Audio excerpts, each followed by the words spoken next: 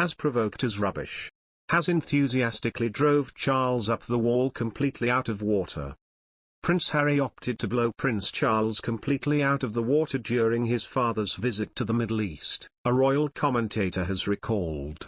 Prince Harry, 37, broke a common practice in the royal family by releasing a fiery statement about his now wife Meghan Markle, 40, while Prince Charles, 73, was visiting the Middle East in 2016. The Duke of Cornwall arrived in Oman just days after the Sunday Express revealed Harry and Meghan were dating.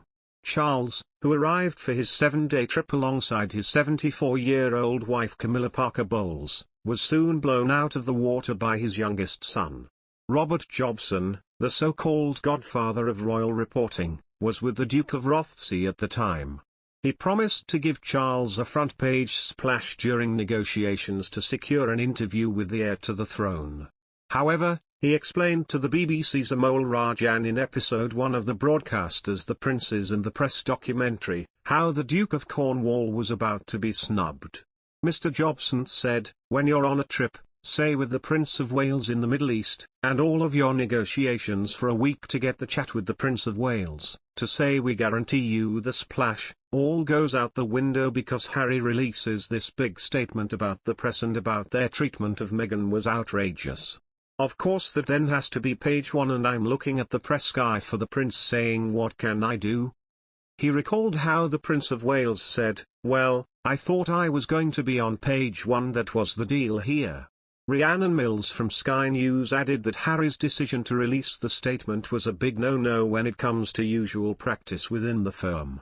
She said, "You do not do anything while another member of the royal family is on tour that could possibly overshadow that tour." Of course, Prince Harry confirming he was dating Meghan Markle blew any coverage about Prince Charles completely out the water. The Duke of Sussex's statement, described by the BBC's Johnny Diamond as a hot tongue of flame, said a line had been crossed by the media.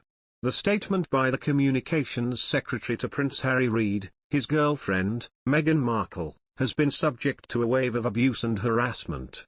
Some of this has been very public, the smear on the front page of a national newspaper, the racial undertones of comment pieces, and the outright sexism and racism of social media trolls and web article comments." It added, "Prince Harry is worried about Ms. Markle's safety and is deeply disappointed that he has not been able to protect her. It is not right that a few months into a relationship with him that Ms. Markle should be subjected to such a storm. He knows commentators will say this is the price she has to pay and that this is all part of the game. He strongly disagrees. This is not a game, it is her life and his." The BBC approached Buckingham Palace, Clarence House and Kensington Palace for comment. They provided the following joint statement: "A free, responsible and open press is of vital importance to a healthy democracy. However, too often overblown and unfounded claims from unnamed sources are presented as facts and it is disappointing when anyone, including the BBC, gives them credibility." The second episode of The Princes and the Press airs next Monday at 9 p.m. on BBC Two. British royal correspondents interviewed in a new BBC documentary say that Prince Harry's unprecedented statement in defence of Meghan Markle overshadowed Prince Charles' 2016 tour of Oman. The Princes and the Press, a two-part series from the British broadcaster that released its first episode in the UK on Monday, saw presenter Amol Rajan, BBC media editor and former editor of The Independent, conduct numerous interviews with British journalists about their view of the relationship that royals have with newspapers. In the lead-up to the release, there had been speculation among British outlets, including the Daily Telegraph and the Daily Mirror, that the palace could potentially boycott the broadcaster for digging into the varying approaches Harry and Prince William have chosen to adopt in their relationship with the media.